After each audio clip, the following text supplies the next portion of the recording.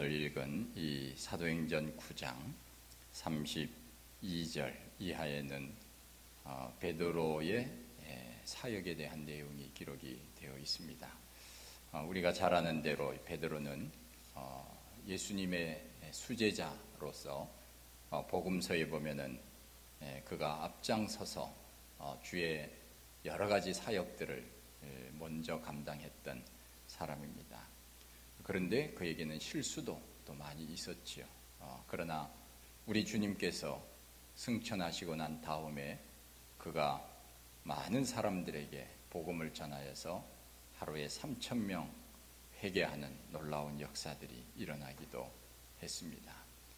예수님께서는 이 제자들을 가르쳤는데 많은 사람들을 제자로 삼지 않고 또 12명의 제자를 삼아서 그 사역을 감당하도록 하셨는데, 복음서에는 12제자들이 어찌 보면 시원치 않았던 그런 모습들도 있었지만, 그러나 사도행전에 가서는 이 제자들이 성령의 충만함을 받아서 땅끝까지 주의 복음을 증거하는데 쓰임받는 그런 제자들이 되었죠.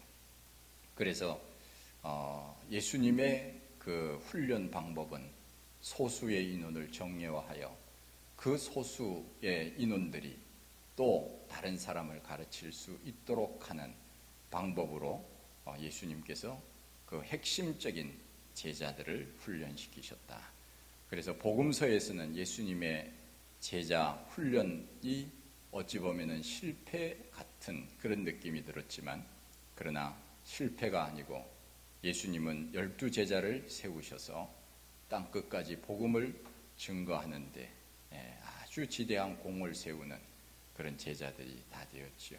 특별히 이 베드로라고 하는 사람, 오늘 이 말씀에 보면 두 가지 이적을 베푸는데, 하나는 에니야라고 하는 사람, 8해 동안에 중풍병으로 누워 있었던 사람을 고치는 일과, 또 하나는 다비다라고 하는 사람, 이 사람은 그야말로 생명이 없는 그런 상황이었지만은 하나님께서 베드로를 통해서 그를 죽은 자 가운데서 다시 살리는 놀라운 기적들을 베푸셨지요. 우리 예수님께서 이 땅에 사시면서 하셨던 사역이 크게 세 가지로 나눌 수 있습니다. 예수님께서 하셨던 세 가지 사역, 우리가 잘 알다시피 가르치시고 또 전하시고 고치시고 그렇게 말할 수 있죠. 가르치셨다, 교육, 전하셨다, 전도, 또 혹은 설교, 그 다음에 또 고치셨다, 치유. 이 가르치는 것, 티칭, 또 전하는 것, 프리칭, 그 다음에 고치는 것, 힐링. 이 티칭, 프리칭, 힐링, 이 세 가지 사역이 우리 주님께서 이 땅에 오셔서 하셨던 대표적인 사역인데, 베드로는 오늘 그 중에 하나, 힐링, 이 고치시는 예수님의 그 사역을 본받아서 하는 것을 볼 수가 있죠. 베드로는 가르치는 것 했고 또 전도하는 것 했습니다. 오늘도 이 말씀에 보면은 32절에 보면은 베드로가 사방으로 두루 다니다가, 이것은 순회 전도를 의미합니다. 그 지역, 그 당시에는 아직까지 복음이 많이 증거되지 않은 그런 상태였기 때문에 가능하면은 바울처럼 많은 지역에 빨리 가서 복음을 전하는 것, 이것이 선교의 방법이었지요. 베드로도 마찬가지로 어느 한 곳에 머물러 있기보다는 사방으로 두루 다니면서 순회 전도를 제자들이 했던 것으로 보여집니다. 그래서 오늘도 이 말씀에 보면은 루다라고 하는 곳에 사는 성도들에게 내려갔다, 그렇게 말씀합니다. 루다에 성도들이 있었다 하는 것을 알 수가 있죠. 그러고 보면은 복음이 그 지역에 이제 사람들에게 어느 정도 전달된 그런 가운데 있는데, 그 사람들을 성경에서는 성도라 그렇게 이야기를 합니다. 41절 말씀에도 보면은 베드로가 손을 내밀어 일으키고 성도들과 과부들을 불러들여 그가 살아난 것을 보이니 이 성도라고 하는 이 표현, 이것이 참 아름다운 표현이다. 저는 그렇게 늘 생각이 되어집니다. 우리는 다 하나님 앞에 성도로 부름을 받았습니다. 성도라고 하는 것은 예수 믿는 사람을 성도라 그렇게 이야기를 합니다. 또 크리스찬, 그리스도인을 성도라 이렇게 표현을 하는데, 우리 한자 표현이기는 하지만은 그러나 우리 말로서는 가장 아름다운 표현 중에 하나가 아닌가. 물론 교인 이렇게 해도 되고, 또 안 믿는 사람들은 신도 이렇게 표현을 하기도 하는데, 그 말보다는, 신도라고 하는 말보다는 성도라고 하는 말이 더 친근감이 있고 더 고상하게 느껴져요. 신도는 그냥 일반 종교적인 행위를 하는 그런 사람들, 신도라고 그냥 묶어서 이렇게 이야기하는 느낌이 있고, 성도는 다른 종교에서 사용하지 아니하는 그런 용어인 것 같아서 성도라고 하는 표현이 참 좋다 하는 생각이 들어집니다. 이 성도라고 하는 것은 거룩한, 무리, 구별됨이라고 하는 뜻이 있지요. 그리고 성도라고 하는 것은, 구별됐다 하는 것은 하나님께서 특별히 우리를 뽑아주셨다 하는 의미가 있습니다. 구약적 개념으로 말하면 성도는 그야말로 하나님께 선택받은 거룩한 무리로서 하나님 앞에 온전히 드려지는 제물과 같은 그런 존재의 의미가 있습니다. 그런 면에서 성도라고 하는 것은 구별된 존재, 소속이 바뀌었다 하는 것이지요. 우리가 세상에 매여서 살던 그런 마귀의 자녀에서 하나님의 자녀로 바뀌게 되었지요. 소속이 바뀌었습니다. 그래서 우리는 세상 사람들과 구별된 존재로 살아가는 사람, 이 사람들이 성도라. 그래서 이것을 이제 안디옥에서는 그리스도인이라 하는 이름으로 처음 불리게 되었다. 사도행전에 나와 있는데, 바로 그 지역에, 루따라고 하는 지역에 성도들이 있었다 하는 것을 말하고 있습니다. 그곳에 가서 누구를 만나는가 하면은 에니야라고 하는 사람을 만나는데, 그가 어떤 사람인가 하면은 중풍병으로 침상 위에 누운 지 8해였다 말하고 있습니다. 그러니까 전혀 움직이지 못하는 가운데 8년이라고 하는 세월을 지내고 있었다 하는 것입니다. 우리가 한번 상상을 해보면 8년 동안 누워서 지냈다 그러면 그 주변에 있는 가족들의 고생이 얼마나 심했을까 하는 생각을 해봅니다. 그야말로 수발하는데 여러 가지 것들을 얼마나 참 애를 많이 썼겠습니까? 그런데 그곳에 이제 베드로가 가서 이 사람이 8년 동안 일어나지 못하는 그런 가운데 있었지만은 베드로가 가서 이야기를 하지요. 34절 말씀에 보면은 에니야야, 예수 그리스도께서 너를 낫게 하시니 일어나 내 자리를 정돈하라 한데 일어나니, 그렇게 말씀하고 있지요. 자, 에니야야라고 이렇게 부르고 난 다음에 여기서 중요한 단어가 무엇인가 하면 예수 그리스도께서 너를 낫게 하셨다. 이것이 중요합니다. 베드로가 낫게 한 것이 아니고 예수 그리스도께서 너를 낫게 하신다. 그래서 일어나라 이렇게 이야기를 합니다. 우리가 어떤 일들을 할 때 항상 우리는 나 자신을 내세우는 것보다 먼저 그리스도를 내세우는 것, 또 하나님을 내세우는 것, 이것이 필요하죠. 베드로는 결코 자기의 능력을 과시하지 않았습니다. 자기의 치유의 능력이 있다는 것을 사람들에게 보여주기 위해서 그렇게 한 것이 아니지요.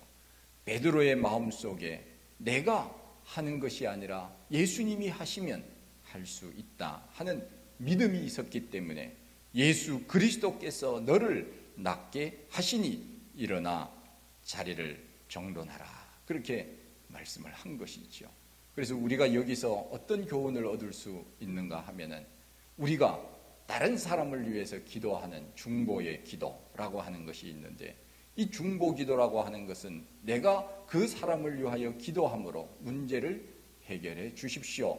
하나님 앞에 간절히 기도하는 그 기도, 다른 사람을 위하여 하는 기도가 중보기도인데, 이것은 내 능력으로 그 사람을 고치는 것이 아니고 그 사람의 문제를 해결해 주는 것이 아니고, 내가 기도함으로 하나님께서 고쳐주십시오, 하나님께서 해결해 주십시오 하는 그 믿음이 그 기도 안에 포함이 되어 있지요. 그래서 우리가 사람들을 고치거나 문제가 생겼을 때 기도하는 것은 내 능력이 그에게 임하는 것이 아니라 내 기도를 통하여 그 사람에게 하나님의 능력이 임하도록 그렇게 도움을 요청하는 것이죠. 베드로가 에니야야 일어나라, 내 이름으로 일어나라고 한 것이 아니지요. 제가 혹시 성도들이 기도를 부탁할 때 제가 마음속에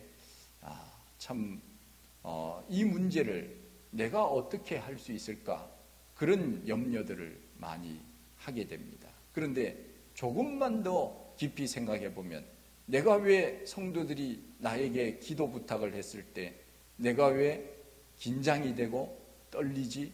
이런 생각을 믿음이 없을 때는 좀 했었지요. 그런데 성도들이 목사님 기도해 주십시오, 무슨 수술을 합니다, 무슨 아픕니다, 이럴 때는 제가 자신 있게 기도를 합니다. 왜냐하면 저는 무엇을 할 뿐이냐? 저는 기도만 할 뿐이에요. 고쳐주시는 분은 누구예요? 하나님이시기 때문에 하나님 알아서 해 주십시오. 저는 하나님 이름으로 기도할 뿐입니다. 하나님의 능력을 믿고 기도할 뿐입니다. 하나님이 알아서 해 주십시오. 그런 믿음으로 기도를 하는 거지요. 만일 내가 고친다고 생각을 한다면, 야, 이거 안 고쳐지면 어떻게 하지? 내가 괜히 고친다고 말해서 문제가 생기면 어떻게 하지? 이렇게 되면은 얼마나 망신이겠습니까? 그런데 이것은 내가 하는 것이 아니라 나는 기도할 뿐이고 모든 문제의 해결자는 우리 하나님께서 주권을 가지고 계시기 때문에 우리는 그 사람을 위하여 자신감 있게 기도할 수 있는 거지요. 그래서 누가 나에게 기도 부탁을 할 때 염려할 필요가 없습니다. 고치고 고치지 않는 것, 죽이고 살리는 문제는 하나님께 있는 것이지 나에게 있는 것이 아니죠. 그래서 우리는 자신 있게 그분들을 위하여 기도해야 됩니다. 하나님 긍휼을 베풀어 주십시오, 자비를 베풀어 주십시오, 은혜를 베풀어 주십시오. 그러면서 우리는 주님 앞에 긍휼을 구하는 것이죠. 그러니 우리가 고친다고 하면은 어떻게 고칠 수 있겠습니까? 그러기에 우리는 주님의 이름으로 하나님의 능력으로 언제나 고친다. 베드로가 바로 그런 믿음을 가지고 있었다 하는 것이죠. 베드로는 자기의 믿음을 과시하지 않았습니다. 하나님의 능력을 의지하고 에니야야 자리를 정돈하고 일어나라, 그렇게 말씀한 것이 아니겠습니까? 그러니 우리는 언제나 이와 같은 믿음을 가지고 하나님이 하시기에 나는 그저 기도할 뿐이다, 그렇게 우리는 생각을 하면 됩니다. 우리 교회가 앞으로 더 많은 사역들을 이제 해야 되는데, 어떤 경우에는 이제 사람들이 저에게 좀 도와주십시오, 그런 이제 전화가 많이 걸려와요. 요즘은 종종 그런 전화가 걸려오더라고요. 전화번호를 어떻게 알았는가 하면은 인터넷을 보고 전화를 했는데 저 전라도에서 전화가 오고 저 대구에서 전화가 오고, 그래서 어떻게 전화했느냐, 좀 도와주십시오. 얼굴도 모르는 사람이 도와달라고. 뭐 어떻게 도와주겠어요? 제가 그 사람이 누군 줄 알고 도와주겠어요? 못 도와줬지요. 얼굴이라도 알고 사정이라도 정확히 알면 도와주는데, 그런 사람들이 또 뭐 한두 명이 아니고 그러니 도와주기가 쉽지는 않지요. 그런데 혹 목사가 도움을 주었다고 해서 목사가 도와준 것이 아니죠. 그것은 교회가 도와준 것이죠. 목사의 이름을 내는 것이 아니라 교회의 이름, 이 공동체의 이름이 우선이 되어야 되고, 더 나아가서는 하나님의 이름이 우선시 되어야 되지요. 그런 면에서 제가 좀 싫어하는 것 중에 하나가 뭔가 하면, 교회 이제 차량 같은 경우 혹은 교회 간판 이런 것 같은 경우에 보면은 그 목사의 이름을 참 이렇게 부각시키는 그런 경우가 있습니다. 그래서 제가 그런 것들을 보면서 이거 뭐 목사를 믿으라고 하는 건지 예수님을 믿으라고 하는 건지 잘 구분이 안 될 때가 있어요. 조금 더 겸손했으면 좋겠다 하는 생각을 많이 합니다. 그래서 교회 차량 같은 데도 목사의 이름을 정말 쓰고 싶다면 그냥 눈에 보일까 말까 하게 쓰고 안 쓰는 것이 더 은혜스러워요. 목사 이름 보고 사람들이 물론 오는 경우도 있지만은 그것은 목사의 이름을 내서 자기의 영광을 거두려고 하는 그런 부분들이 좀 있지는 않을까 하는 생각이 듭니다. 여기 동탄에도 알고 있는 어떤 교회는 목사의 얼굴을 현수막에다가 크게 붙여놓고 홍보를 하는 것을 제가 보았어요. 그래서 제가 그 교회 출신 부목사를 만나서 그런 이야기를 했습니다. 저기 그 목사님 알면은 저 현수막 좀 떼라고 제가 그렇게 얘기했는데 그분은 뗄 수 있는 능력이 없는 것 같더라고요. 여전히 붙여놓았는데 유명한 목사님 얼굴을 현수막에다가 붙여놓고 우리 교회는 그 교회와 협력하는 교회입니다. 그 교회와 같은 교회입니다. 그러면서 이제 성도들에게 이제 사람들에게 홍보를 하는 것이지. 제가 그 현수막, 목사의 큰 얼굴이 걸려있는 그 현수막을 볼 때마다 제 마음이 참 불편한 느낌을 많이 받았습니다. 주님이 영광을 받으셔야 되고 하나님이 영광을 받으셔야 되는데 사람이 영광을 받는 교회는 좋은 교회가 아니지요. 그런 면에서 어떤 목사님이 저한테 동탄에 와서는 차량에다가 교회 이름 붙여가지고 매일같이 한 바퀴씩 돌아야 됩니다. 그렇게 얘기하더라고요. 저는 뭐 그렇게 안 했지만은 그것은 결코 좋은 것이 아니다. 사람들이 뭐 그 교회 차량, 교회 이름 써진 그 차량 보고 교회 오는 사람이 얼마나 될까 하는 생각은 하지만 뭐 홍보는 되겠지만은 그러나 좀 겸손할 필요가 있다. 그리고 교회 이름도 제발 좀 작은 글씨로 써서 차량에 붙이면 좋겠다 하는 생각은 제가 해봅니다.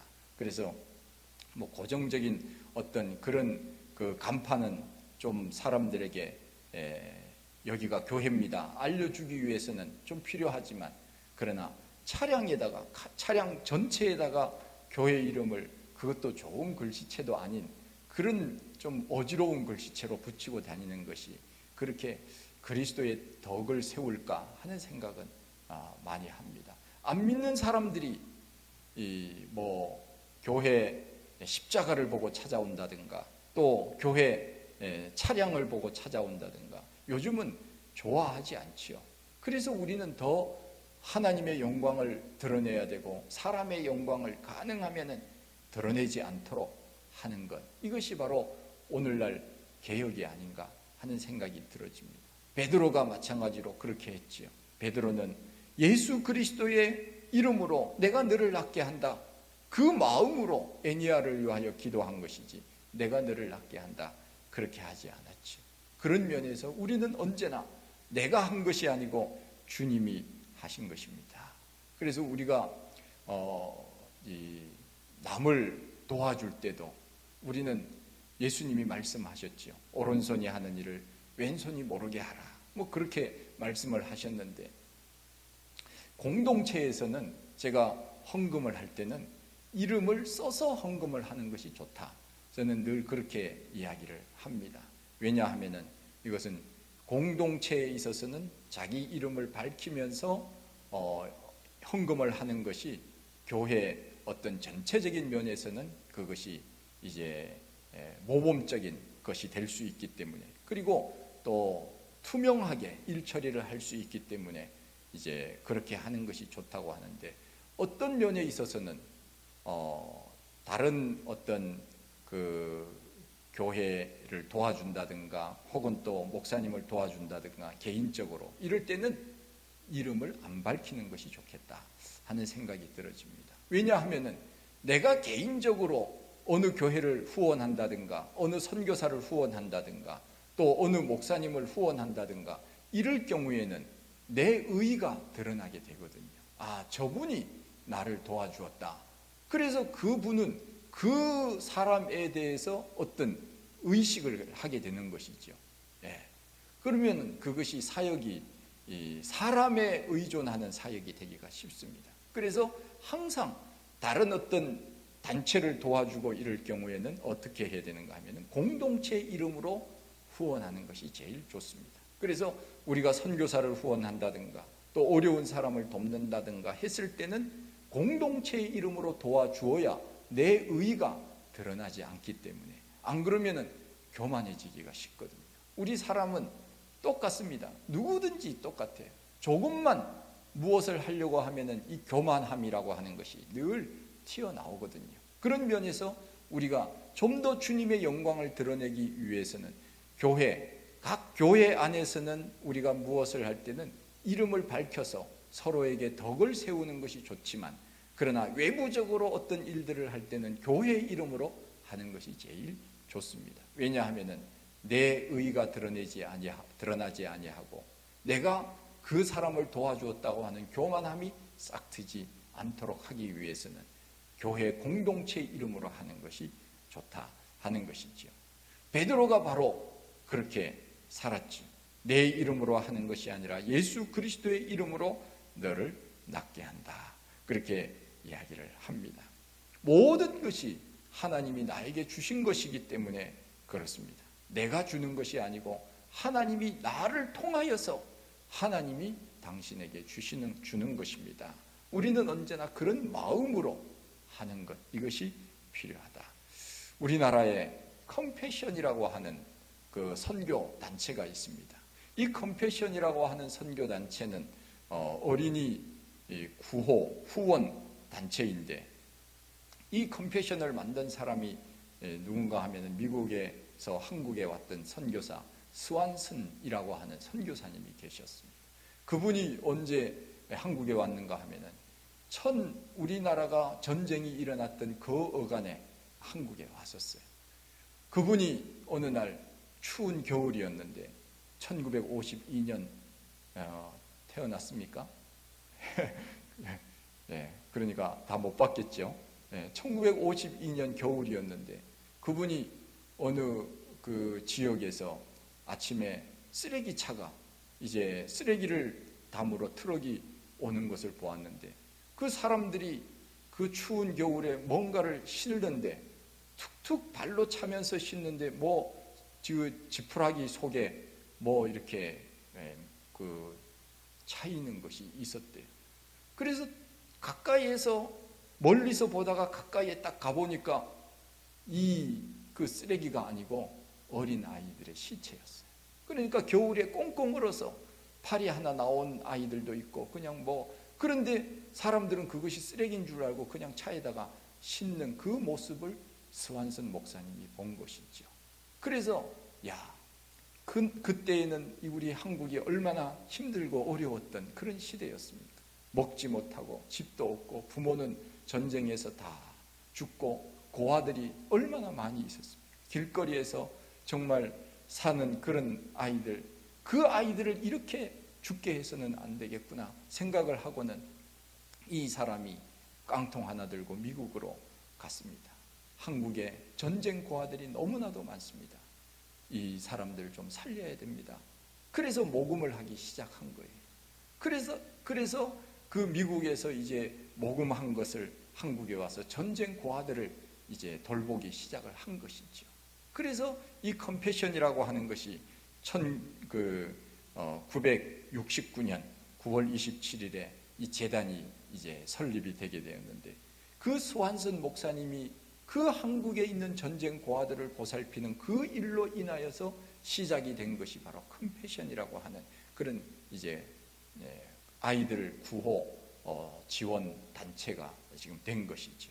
그래서 그분은 그야말로 자기의 어떤 영광을 위해서 한 것이 아니고 하나님의 영광을 위해서 내가 저 어린 아이들을 살려야만 된다고 하는 절박한 그 마음, 사랑하는 마음, 그 마음으로 시작한 것이 오늘날 이제 전 세계에 이것이 퍼져서 컴패션이라고 하는 단체가 된 것이죠. 그래서 그곳에서 이제 후원한 금액을 가지고 전 세계에 있는 뭐 통계적으로는 어떤 분들은 뭐 200만 명의 지금 그 고아들, 또 어려운 사람들, 공부하기가 어려운 아이들, 뭐 이런 아이들을 이제 후원한다 하는 이야기를 듣습니다. 그러니까 몇십만에서 200만 정도까지 그 한 명의 그 손길을 통하여서 지금 이제 전 세계적으로 그렇게 된 거예요.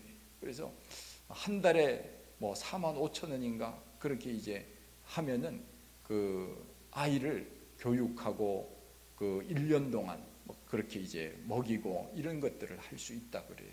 한 달에 4만 5천 원이면. 네, 부담은 갖지 마시고 이런 것들을 이제 교회가 해야 되겠지요. 교회가 개인적으로도 할 수 있지만 이제 교회가 해야 되는. 그야말로 스완슨 목사님이 자기의 명예를 위해서 한 것은 아니지요. 정말 죽어가는 그 한 생명을 위해서 한 것이 오늘날 이렇게 좋은 구호단체가 되어서 이제 한국을 중심으로 하여 세계에 이제 퍼져나가서 그 아이들을 돕는 그런 단체가 된 것이지요. 우리가 무엇을 했을 때 이것은 내가 한 것입니다. 이것이 아니라 주님께서 나를 통하여 한 것입니다. 주님께서 나에게 주신 것을 나는 주는 것뿐입니다.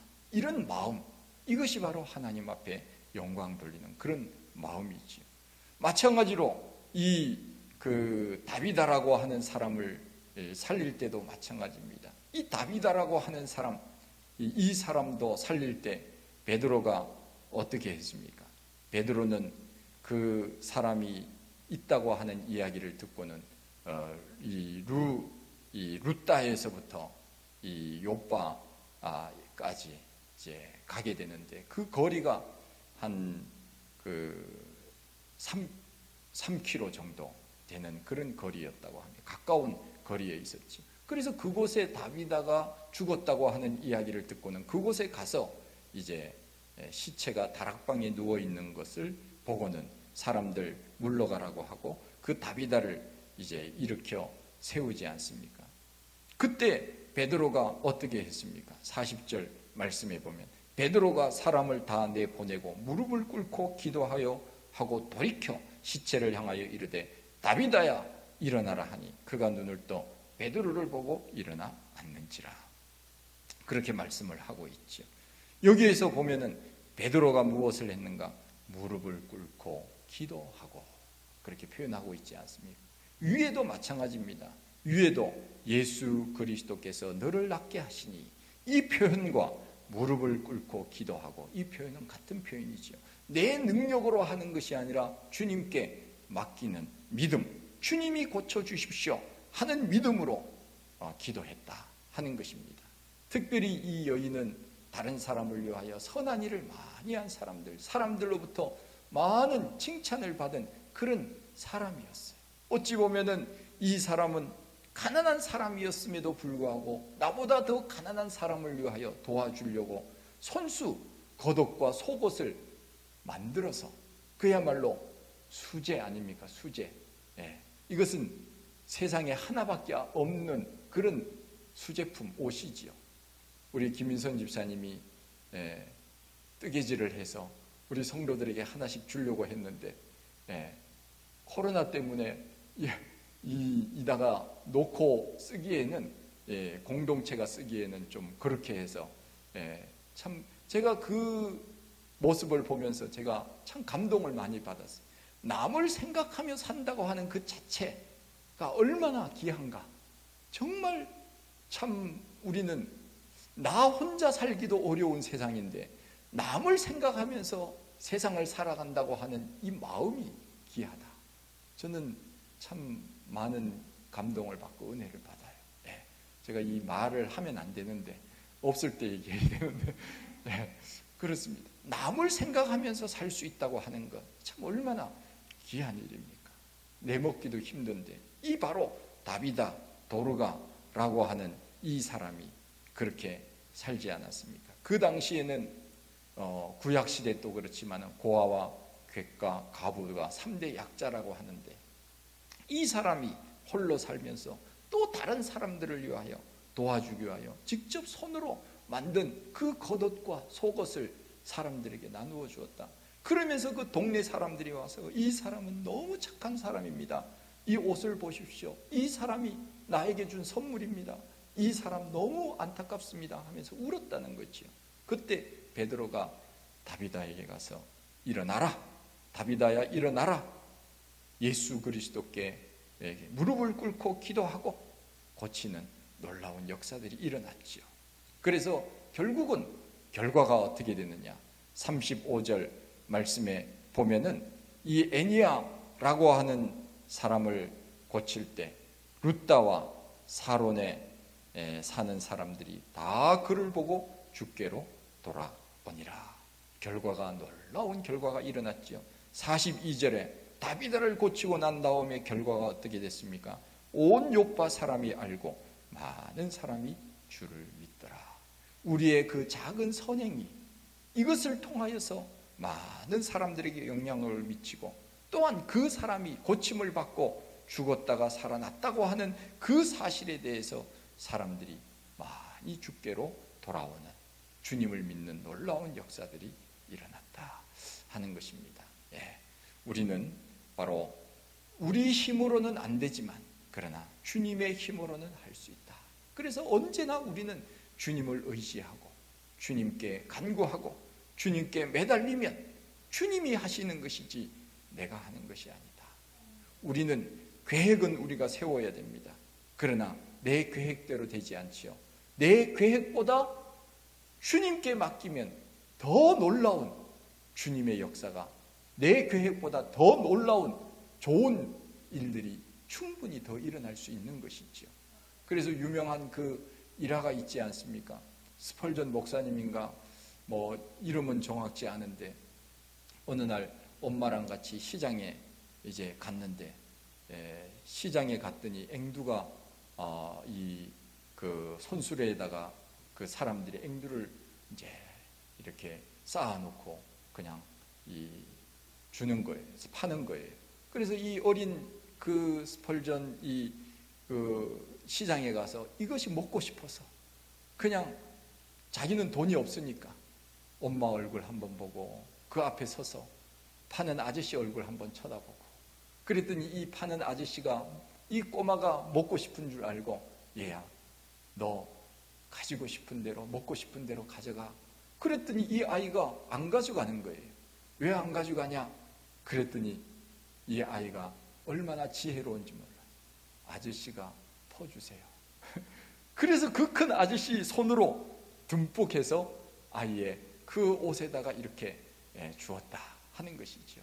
그러니까 아이 그 작은 손으로 하면은 몇 개 못 가지는데 그 아저씨 손으로 주니까 얼마나 많은 것을 가질 수 있어요. 우리도 마찬가지입니다. 내가 하면 조금밖에 못하지만 하나님께서 함께 하시면 놀랍게 놀라운 일들이 일어난다. 그래서 우리는 오늘도 주님을 의지하고 살아야 된다 하는 것을 이 말씀 속에서 배울 수 있습니다. 오늘도 주님께 우리의 삶을 맡기고 믿음으로 살아가는 우리 모두가 되시기를 원합니다. 하나님 아버지 크신 은혜와 사랑을 감사드립니다. 오늘도 이 저녁에 우리가 주시는 귀한 말씀들을 묵상합니다. 우리는 부족하고 연약하지만 주님 손에 붙들릴 때 더 큰 놀라운 능력들이 나타나게 되는 줄 믿습니다. 오늘도 주님을 의지하고 주님께 영광 돌리며 사는 저희들 다 되게 하여 주옵소서. 예수님 이름으로 기도하옵나이다. 아멘. 찬송 약